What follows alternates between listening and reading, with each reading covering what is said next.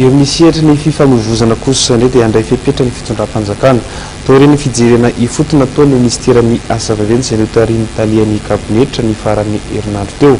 manoloana ny fiolahana hitrangana lozam-pifamoivoizana mahafaty olona matetika ao an-tany fotsy PK 900 amin'ny lalam-pirenena fahafito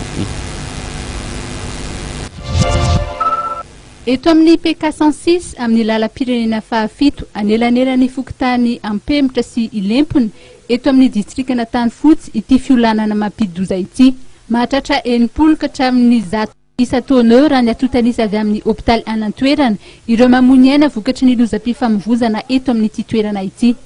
Tamin'ny volana janoary 17 dia efa nahafatesana olona 7 ny fiolanana.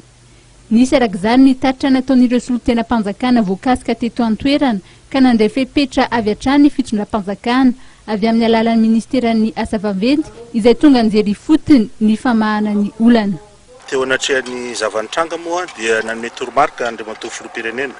Ery Rajaonarimampianina mba hijerena akaiky ity toerana eto ity izay nampidi-doza tokoa tao ao ka dia midina ity fotony izay solon-tenan'ny ministeran'ny asa vaventy izay otrony reto tompon'andraikitra ety amin'ny ety toerana zany hijery ny fepetra aingana zay raisina mba ahafana manafoana tateraka an'izany loza ateraka ity lalana ity zany. Ny fepetra zany dia raha zao strukturan'ny lalana zao dia hita fa tampoka be eo amin'ny mpamily na miainga avy any varatra na avy any atsimo ity sampanana ity fionana ity ka asiana karazana avertisseur zany panneau de signalisation izay omanina mialoha any amin'ny